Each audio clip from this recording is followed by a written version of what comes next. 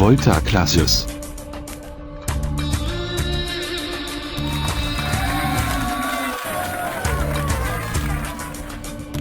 नमस्कार दोस्तों, वोल्टा technical classes में आपका फिर से स्वागत है। दोस्तों आज हम डीसी जनरेटर के बारे में बात कर रहे थे। आज हमारा डीसी जनरेटर का नेक्स्ट टॉपिक है कंपाउंड जनरेटर।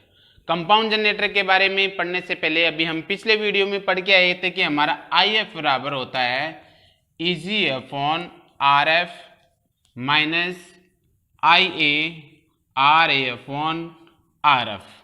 ये पढ़ के आए थे। इसका मतलब क्या होता है कि हमारा अगर ये लोड करंट, अगर हमारा लोड बढ़ रहा है, लोड अगर इंक्रीज होगा तो ये हमारा जो फील्ड करंट होता है वो डिक्रीज हो जाता है, यानी कम हो जाता है। अगर ये ज़्यादा बढ़ रहा है तो ये कम हो जाएगा, और ये कम हो रहा है तो ये बढ़ जाएगा। यानी एग्जाम्पल के तौर पे हम अगर मानते हैं कि यहाँ पे अगर हम दो केस लेके चलते हैं। फर्स्ट केस के अंदर हमारा क्या होता है, अगर यहाँ पे IF बराबर मान के चल लेते हैं कि हमारा यहाँ पे मान है 20 एम्पियर और इसका मान निकल के आया हमारे पास 5 एम्पियर, तो IF बराबर कितना हो जाएगा 15 एम्पियर। और अगर हम इसके सेकंड केस में, यानी अगर हम इसके लोड करंट को अगर हम बढ़ाते हैं, डिक्रीज करके देखते हैं, सॉरी इंक्रीज करके देखेंगे, तो क्या होता है हमारा IF बराबर हो जाएगा, यहाँ पे 20 ही है, हम इसे बढ़ा के देखते हैं तो यहाँ पे 10 मान लेते हैं। 10 मानेंगे तो क्या हो जाएगा यहाँ पे 10 एम्पियर। यानी कि इसके बढ़ने से और कम होने से इसके ऊपर इफेक्ट पड़ रहा है, इसके ऊपर इफेक्ट पड़ रहा है। इसका मतलब क्या हो गया कि अगर हम इसे समाप्त करेंगे तभी तो ये दोनों इंक्लूड होंगे, दोनों बराबर होंगे, क्योंकि ये इसी में से माइनस हो रहा है, ये EG में से तो माइनस हो रहा है। जो हमारा जनरेटर वोल्टेज है, ये जो जनरेटर वोल्टेज जो धारा उत्पन्न कर रहा है वो तो इसी में से माइनस होगी। इसे डिक्रीज करने के लिए, नहीं इसे समाप्त करने के लिए हम एक जनरेटर के बारे में पढ़ते हैं, उसका नाम है कंपाउंड जनरेटर। कंपाउंड जनरेटर क्या होता है? कंपाउंड जनरेटर में हम दोस्तों दो तरह की वाइंडिंग इस्तेमाल करते हैं। एक तो होती है सीरीज वाइंडिंग, एक होती है शंट वाइंडिंग। आप सभी को पता है, सब पढ़ के आए हो कि कंपाउंड जनरेटर में दो तरह की वाइंडिंग होती है, एक तो सीरीज होती है, एक शंट होती है। सीरीज जो वाइंडिंग होती है उसके सीरीज में कनेक्शन होते हैं, शंट वाइंडिंग होती है उसके शंट में कनेक्शन, ये समांतर में कनेक्शन होते हैं। अब इसमें दो तरह की वाइंडिंग होती है, एक तो होती है सीरीज वाइंडिंग, एक होती है शंट वाइंडिंग। एक चीज ध्यान रखना दोस्तों, इसमें जो हमारा जो सीरीज वाइंडिंग होती है, हम सीरीज वाइंडिंग को फाई एस इसे लिखते हैं और शंट वाइंडिंग को फाई एस लिखते हैं। ये याद रखना, एस का मतलब होता है यहाँ पे शंट और एस का मतलब होता है सीरीज, ये जरूर याद रखना। अब क्या होता है इसके अंदर, हम इसका इक्विवेलेंट डायग्राम बनाते हैं, फिर इसमें समझते हैं कि इसका मतलब क्या होगा, इसे हम डिक्रीज कैसे करते हैं। ये हमारा इक्विवेलेंट डायग्राम है, ये हमारी वाइंडिंग होगी, इसमें ये प्रतिरोध हो गया, एक ये हमारा एक सेकंड थोड़ा, ये आर्मेचर हो गया। इसी के समांतर के अंदर हमने एक एक्स्ट्रा वाइंडिंग जोड़ दी और इसी के साथ एक प्रतिरोध लगा दिया जो इसे कंट्रोल करेगा RA, और इसमें जो धारा रहेगी वो आएगी ISH। इसे हम वाइंडिंग, और इसे हम बोलते हैं सीरीज फील्ड वाइंडिंग। ये हमारा EG हो गया, और इसके अंदर जो हमारा प्रतिरोध होगा, आर्मेचर प्रतिरोध है, वो इस तरफ है। यहाँ जो हमारा करंट होगा वो IA होगा, आर्मेचर लोड होगा, और ये जो हमारा प्रतिरोध होगा। अब दोस्तों इसमें देखते हैं इस केस में क्या होता है। जैसे हमने पिछले वीडियो में पढ़ा था, अगर मैं इसको हटा दूं, एक मिनट, इसे अगर हम भूल जाए, इससे अगर हम भूल जाते हैं तो ये क्या होता है, ये क्या बन गया, शंट कंपाउंड बन गया। शंट है तो शंट कंपाउंड की कंडीशंस क्या होती है, IF बराबर EG upon RF minus IA RA upon RF, ये हो जाएगी। इसमें क्या होता है, ये शंट डायग्राम के लिए, ये शंट जनरेटर के लिए, शंट जनरेटर के लिए ये कंडीशंस होती है। तो हमें इसमें क्या होता है कि अगर ये इंक्रीज हो जाए या डिक्रीज होता है तो किसके ऊपर इफेक्ट पड़ता है, IF के ऊपर इफेक्ट पड़ता है। तो हमें इससे डिक्रीज करने के लिए, इसे समाप्त करने के लिए हमने क्या किया, इसके अंदर एक सीरीज वाइंडिंग जोड़ दी, एक एक्स्ट्रा वाइंडिंग जोड़ दी, इससे हम बोलते हैं सीरीज वाइंडिंग। तो क्या हो जाएगा, सीरीज वाइंडिंग को हम ऐसे लिखते हैं phi IL। अब मैंने इसको ऐसा क्यों लिखा, इसे समझते हैं। देखा दोस्तों, पिछले वीडियो में हमने देखा था कि हमारा जो फ्लक्स होता है वो किसके समानुपाती होता है, धारा के समानुपाती होता है। तो मैं इसको ऐसे लिख सकता हूं, कोई दिक्कत नहीं है। इसको ऐसे लिखने से क्या हो गया, जैसे हमारे पास अगर हम मानते हैं कि इसका मान है वो 5 एम्पियर निकल के आता है, इसका मान भी 5 एम्पियर ही आएगा। क्यों, क्योंकि ये जो वाइंडिंग है वो इस तरह से की जाती है कि इसका जो मान आएगा उतना ही मान इसका आएगा, जितना मान इसका आएगा उतना ही मान इसका आना चाहिए। ये जो मान होता है वो माइनस में होता है, ये मान आएगा जो प्लस में आएगा, माइनस प्लस कैंसिल आउट हो जाएंगे। हमारे पास बचेगा क्या, IF बराबर EG अपॉन RF। ये हमारे कंपाउंड जनरेटर की कैरेक्टरिस्टिक होती है, इसका विलक्षण से होता है। अब हम बात करते हैं कंपाउंड जनरेटर जो होता है वो 2 तरीके की वाइंडिंग्स होती है, इसकी फील्ड वाइंडिंग होगी वो 2 तरीके की होगी।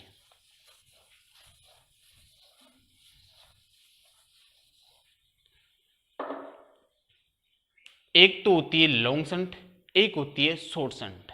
अब हम लॉन्ग शंट कौन सी होती है, शॉर्ट शंट क्या होता है, उसके बारे में हम समझेंगे।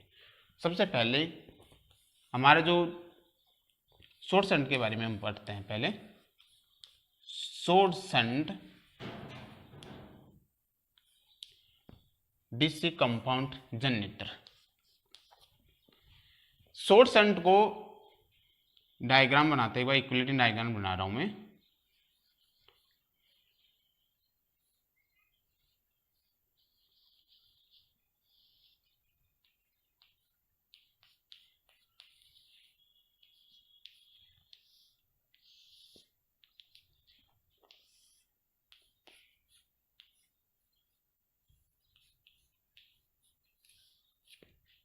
ये हमारा लोड है और ये आर्मेचर है, ये इजी हो गया। यहाँ पे ये शंट प्रतिरोध हो गया और ये हो गया हमारे पास, इसकी धारा हो जाएगी ऐसे, यानी ये सीरीज वाइंडिंग है और ये शंट वाइंडिंग है। शॉर्ट शंट का मतलब क्या होता है, सबसे पहले तो ये चीज़ देखते हैं कि शॉर्ट शंट का मतलब क्या होता है। शॉर्ट शंट का मतलब ये होता है कि हमारे जो शंट वाइंडिंग होती है वो शॉर्ट में, यानी आर्मेचर के शॉर्ट में जुड़ी हुई है। ये जो वाइंडिंग्स होगी वो इसके शॉर्ट शंट में यानी समांतर में जुड़ी हुई है, लेकिन ये इसके शॉर्ट में जुड़ी हुई है। अभी लॉन्ग शंट में देखेंगे, लॉन्ग शंट में क्या होता है कि यहाँ लॉन्ग में हो जाएगी, ये जो वाइंडिंग उसकी लॉन्ग टर्न्स में हो जाएगी, ये लॉन्ग ऐसे घूम के आएगी, यहाँ से लेकर के फिर सीरीज में होते हुए फिर आर्मेचर के अंदर आएगी, ये लॉन्ग में हो जाएगी। लेकिन इसमें क्या है, ये शॉर्ट में है। तो शॉर्ट में क्या होता है, इसकी कंडीशंस क्या होती है। सबसे पहले हमारा EG बराबर क्या होता है, ये सभी आप जानते हो कि इसका जो EMF बराबर क्या होता है, phi ZNP 60/A। ये सभी जानते हो, इनका मतलब सभी जानते हो। अगर हम इसका मान में अगर इसको कांस्टेंट रख दूं, अगर ये कांस्टेंट है तो ये सारे मान कांस्टेंट हो जाएंगे। तो इसका मतलब क्या होता है, ए का मतलब क्या होता है, ए का मतलब होता है समांतर पथों की संख्या। इसका मतलब क्या होगा, समांतर पथों की संख्या को हम कैसे ज्ञात करते हैं, यानी हमारा आर्मेचर जो होता है वो 2 तरीके की वाइंडिंग होती है। आर्मेचर के अंदर 2 तरीके की वाइंडिंग होगी, एक तो होती है वेव वाइंडिंग, एक होती है लैप वाइंडिंग। अब दोस्तों हमेशा स्टूडेंट्स के ये कंफ्यूज होता है कि लैप वाइंडिंग में, वेव वाइंडिंग में जो समांतर पथों की संख्या होती है वो कितनी होती है, कैसी होती है, ये किसी को पता नहीं होता, याद नहीं होता। तो आज मैं इसकी शॉर्ट ट्रिक बता रहा हूं। कैसे, जो हमारी लैप वाइंडिंग होती है सिर्फ उसको याद रखो। लैप वाइंडिंग में L को हटा दो, यानी कि इस L को हटा दो, क्या हो जाएगा, A बराबर P, यानी जितने पोल होंगे उतने हमारे समांतर पथों की संख्या हो जाएगी। और आपको पता है कि यहाँ वेव वाइंडिंग में पिक्स होता है, यहाँ पे 2 दो समांतर पथों की संख्या होती है। एक एग्जाम में कई बार क्वेश्चन ये पूछता है कि अगर हमें आर्मेचर से वोल्टेज अगर ज्यादा चाहिए तो कौन सी वाइंडिंग इस्तेमाल करें। तो दोस्तों ये चीज ध्यान रखना, यहाँ वेव वाइंडिंग है, इसका मतलब ये हो गया कि इसको हम हटा देते हैं तो ये वोल्टेज आ गया। वोल्टेज का मतलब आ गया कि ये वाइंडिंग है वो वोल्टेज अगर हमें ज़्यादा चाहिए तो वोल्टेज के लिए ये वाइंडिंग इस्तेमाल करते हैं। अगर हमें धारा ज़्यादा चाहिए, करंट ज़्यादा चाहिए तो इसका हम इस्तेमाल करेंगे, ये वाइंडिंग करेंगे। एग्जाम में कई बार पूछते हैं कि करंट के लिए हमें कौन सी वाइंडिंग, आर्मेचर में कौन सी वाइंडिंग इस्तेमाल की जाती है, लैप या वेव। ठीक है, तो हम आगे इसके बारे में बात करते हैं। सबसे पहले मैं ये बात करता हूँ, इसमें यहाँ पे आर्मेचर लोड है, तो इस चीज को ध्यान रखना थोड़ा सा दोस्तों। ये आप सभी जानते हो कि सीरीज के अंदर, सीरीज में जो हमारा करंट होता है वो समान होता है, सीरीज में करंट समान होता है। तो मतलब क्या हो गया, यहां पे IA बराबर क्या हो जाएगा, ISH प्लस यहां पे जो ये आर्मेचर जो करंट हो रहा है ना वो दो भागों में डिवाइड हो रहा है, दो भागों में डिवाइड हो रहा है। एक तो इधर जा रहा है, एक इधर जा रहा है, मतलब यहां पे जा रहा है, ये किस तरफ जा रहा है, लोड तरफ। ये जो हमारा लोड है, लोड करंट होता है उसकी तरफ जा रहा है। तो एक तो लोड करंट की तरफ चला गया और एक हमारा शंट वाइंडिंग्स की तरफ चला गया। तो मतलब इसका मतलब क्या हो गया, यहाँ पे I है, एक हमारा ये सूत्र बन के आ गया। ठीक है, अब हम आगे बात करते हैं। यहाँ पे हमारा ये जनरेटर है, ये कितना वोल्टेज उत्पन्न करेगा। तो ये वोल्टेज जितना उत्पन्न कराएगा तो वो इनके जितने भी वोल्टेज ड्रॉप्स होंगे उसके बराबर ही तो करेगा। तो कैसे करता है, जैसे सबसे पहले तो हमारा वोल्टेज टर्मिनल आता है, यहाँ पे वोल्टेज टर्मिनल कितना हो रहा है वो आ जाएगा। दूसरी चीज प्लस इसमें और क्या ऐड हो जाएगा, ये हमारा आर्मेचर है, आर्मेचर की वाइंडिंग्स होती है, तो आर्मेचर के अंदर धारा प्रभावित हो रही है तो वो भी कुछ ना कुछ वोल्टेज उत्पन्न कर रहे हैं, वो भी तो ड्रॉप्स कर रहे हैं। तो ड्रॉप्स कर रहे हैं तो क्या होता है, IA इंटू RA प्लस, ये सभी को पता है ओम के नियम के अनुसार V बराबर IR होता है, यानी हमने जो आर्मेचर के जो ड्रॉप्स हो रहे हैं उसी को लिया है। प्लस इसमें और क्या आ रहा है आगे, सीरीज वाइंडिंग्स आ रही है, सीरीज वाइंडिंग आ रही है तो इसमें क्या हो जाएगा, यहाँ पे सीरीज का तो प्रतिरोध है वो हो जाएगा इनटू जो लोड करंट है वो हो जाएगा, ये होता है। प्लस यहां पे जो ब्रश लगे हुए हैं, एक हो वो दो हो या चार हो ब्रशेज लगे हुए, वो ब्रशेज यानी जो ब्रश ड्रॉप होंगे वो कितना हो जाएगा, ब्रश ड्रॉप होता है दो है तो दो, चार है तो चार। ठीक है, हमारा ये कंडीशन दूसरी कंडीशन बन के आ गई। अब इसमें और क्या क्वेश्चन पूछता है, इसके अंदर एक और क्वेश्चन पूछता है कि इसके बारे में, इसके बारे में पूछता है कि शॉर्ट शंट कंपाउंड जनरेटर होता है, उसकी जो शंट वाइंडिंग होती है उसका लोड के बारे में बताओ, या लोड बताओ। आपको कोई सा भी न्यूमेरिकल दे सकता है, न्यूमेरिकल में आपको जो शंट है, शंट वाइंडिंग्स होती है उसकी धारा के बारे में पूछ सकता है। तो क्या होता है इसमें, ISH बराबर, I बराबर क्या होता है, V/R। तो V कौन सा हो गया, वोल्टेज टर्मिनल, क्योंकि ये जो हमारा जो शंट वाइंडिंग होती है ये इसके ऊपर डिपेंड करती है, शंट वाइंडिंग इसके ऊपर डिपेंड करती है। तो हमारा ये वोल्टेज टर्न हो है, वोल्टेज टर्मिनल प्लस और किसके ऊपर डिपेंड करेगी, ये इस वाली वाइंडिंग्स के ऊपर, यानी कि ये जो वाइंडिंग्स वो इस्तेमाल इसके ऊपर करेगी, यानी ISC RSC हो गया, यानी RSC इसका प्रतिरोध और इसकी धारा दोनों की इंक्लूड्स के बारे में, अपॉन बटे में क्या हो गया R, R का मतलब क्या हो गया, इसका प्रतिरोध RSH। ठीक है दोस्तों, यही क्वेश्चन पूछते हैं, इन्हीं में से न्यूमेरिकल्स पूछेगा तो इन्हीं सूत्रों को आपको थोड़ा सा याद रखना है। देख लेना, एक दो बार देखोगे तो याद हो जाएंगे, इतने बड़े ही बात है, वो बड़े नहीं है इसमें और हार्ड भी नहीं है। थोड़ा सा अगर समझोगे, एक दो वीडियो को एक दो बार देखोगे तो वो याद हो जाएंगे अपने आप ही, कोई हार्ड नहीं है। आगे हम बात करते हैं दूसरी वाइंडिंग्स के बारे में। आगे हम बात करते हैं दूसरी लॉन्ग शंट वाइंडिंग की। लॉन्ग शंट वाइंडिंग का इक्विवेलेंट डायग्राम बनाते हैं।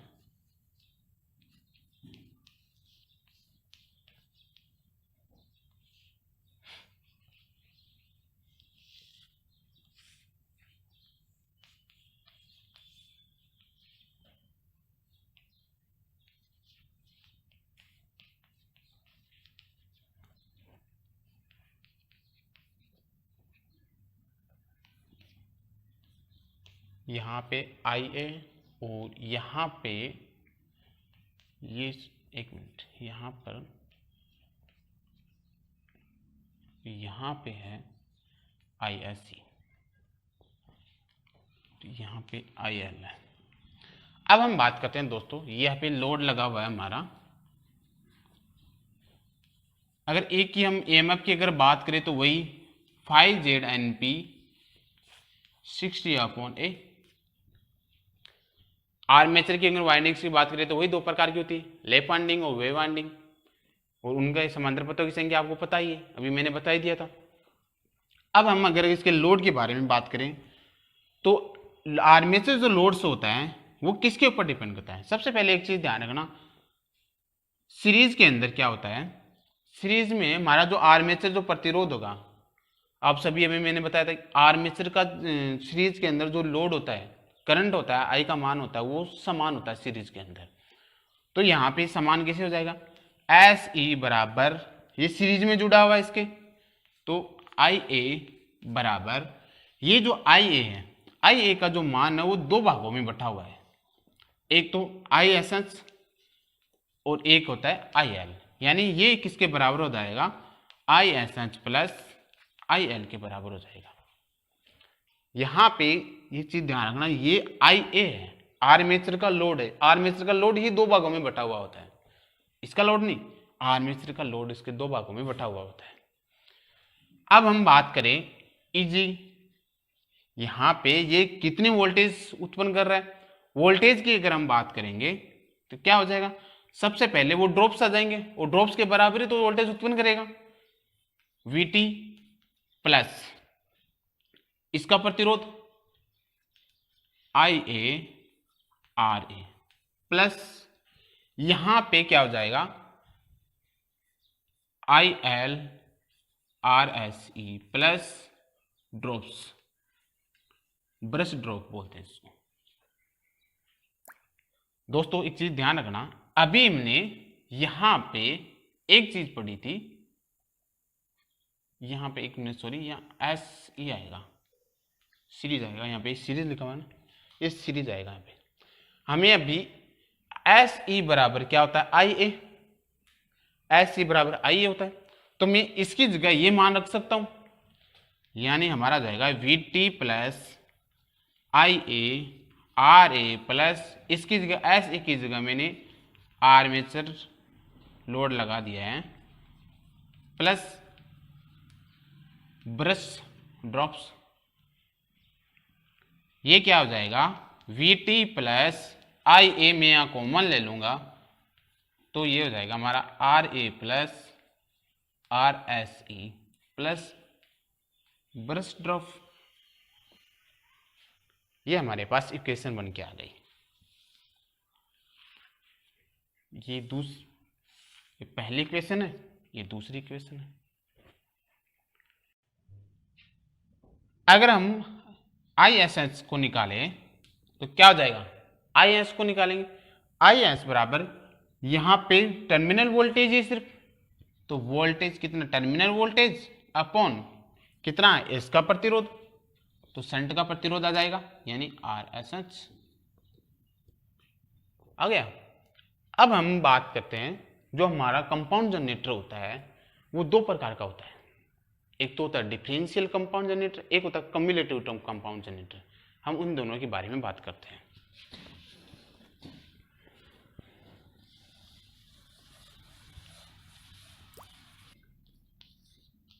एक तो हो गया हमारा डिफरेंशियल,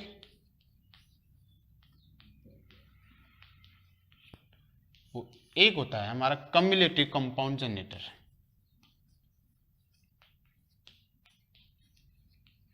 अब दोस्तों इसमें क्या होता है, हमारे डिफरेंशियल कंपाउंड जनरेटर को हम देखते हैं कि हमारे जो पोल्स होते हैं, मोटर के जो पोल्स होंगे उनके ऊपर हम दो तरह की वाइंडिंग्स करते हैं। सबसे पहले जो वाइंडिंग्स करेंगे वो हम वाइंडिंग्स करेंगे शंट वाइंडिंग। इसके ऊपर जो वाइंडिंग्स कर देते हैं वो करते हैं हम सीरीज वाइंडिंग। यानी कि ये जो सीरीज वाइंडिंग होती है वो मोटे तार की और कम लपेटे वाली की जाती है। ये इंपॉर्टेंट क्वेश्चन है, ये कभी कभार पूछता है। ये जो वाइंडिंग्स है ये पतले तार की जाती है और ज्यादा लपेटे वाली की जाती है। अब इसमें ज्यादातर क्या पूछता है, इसका इक्विवेलेंट यानी टोटल फ्लक्स का मान क्या होता है, क्योंकि ये डिफरेंशियल है। डिफरेंशियल का मतलब ये हो गया इसका जो फ्लक्स का मान होगा, इन फ्लक्स की जो इसके फ्लक्स की जो दिशा होगी इन दोनों की एक दूसरे के विपरीत में होती है। सीरीज की और शंट की जो फ्लक्स की जो डायरेक्शन होता है वो एक दूसरे के विपरीत में होता है। यानी इसका जो फ्लक्स होगा वो होगा टोटल फ्लक्स बराबर एस फाई एस एच और फाई एस सी, इन दोनों के अंतर के बराबर होगा। जिसका फ्लक्स ज्यादा होगा करंट का मान उसी की तरफ बह जाएगा। इसके अगर हम उपयोग यूज के बारे में बात करें, यूज ज्यादा पूछता है तो डिफरेंशियल का यूज है तो जहां वोल्टेज ड्रॉप होते हैं वहां इसका इस्तेमाल किया जाता है। एक हमें अगर करंट ज्यादा चाहिए तो हम उसके लिए वहां पे इसका उपयोग करते हैं। एक आर्क वेल्डिंग होती है, आर्क वेल्डिंग में इसका हम इस्तेमाल करते हैं, ये भी ध्यान रखना, आर्क वेल्डिंग में इसका इस्तेमाल करते हैं। अब हम बात करते हैं दूसरे जनरेटर की। दूसरा कम्युलेटिव। कम्युलेटिव जनरेटर में क्या होता है कि इसका जो फ्लक्स का डायरेक्शन होता है वो एक दूसरे के समान दिशा में होते हैं, एक ही दिशा होती है इनमें। इनका जो फ्लक्स होगा वो एड हो जाएगा। टोटल फ्लक्स बराबर S E plus phi S H जुड़ के आता है। इसका हम यूज है जहां लेते हैं वहां पर, जैसे हमें इलेक्ट्रोप्लेटिंग वगैरह इनमें इस्तेमाल करते हैं। इसमें क्या होता है, ये जो कम्युलेटिव जनरेटर होता है वो 3 प्रकार का होता है। ये चीज इंपॉर्टेंट है, इसके अंदर थोड़ा ध्यान रखने की। कम्युलेटिव जो जनरेटर होगा वो 3 प्रकार का होता है। एक तो होता है हमारा ओवर कम्युलेटिव जनरेटर, दूसरा होता है लेवल या इसको हम फ्लैट भी बोलते हैं, तीसरा होता है अंडर कंपाउंड जनरेटर। इनमें क्या होता है कि इनका जो टर्मिनल वोल्टेज होता है, इन जनरेटर में से इनके जो टर्मिनल वोल्टेज होते हैं, जैसे डायग्राम ग्राफ से चलते हैं, ये वीटी है और ये लोड है, लोड धारा। सबसे पहले मैं बात करता हूं यहाँ पे फ्लैट के बारे में। जो फ्लैट में क्या होता है, जो टर्मिनल वोल्टेज होता है वो समान रहता है। ओवर में क्या होता है कि इसका जो टर्मिनल वोल्टेज होता है वो लोड धारा से ज्यादा होता है, थोड़ा सा ज्यादा हो जाता है।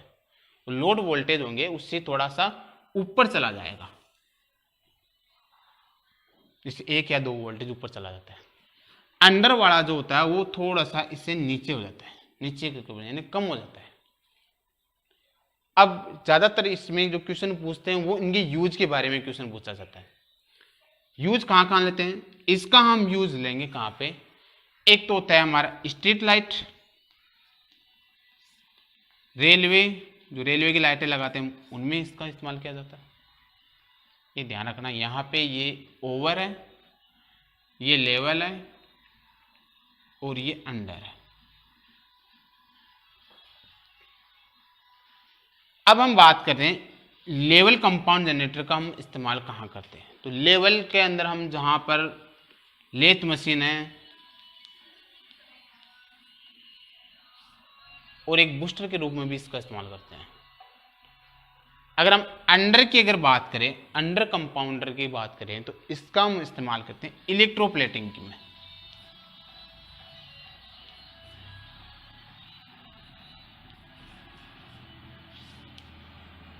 इलेक्ट्रोप्लेट, एक मिनट,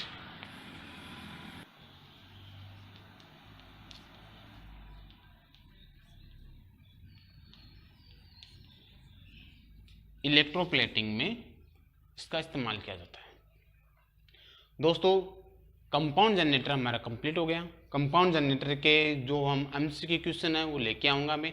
इसके बारे में जितने भी मोस्ट इंपॉर्टेंट क्वेश्चन है वो आपको मैं एक नया वीडियो लेके आऊँगा, उसके अंदर मैं पूरी इंपॉर्टेंट क्वेश्चन बताऊँगा। आज के लिए इतना ही, थैंक यू।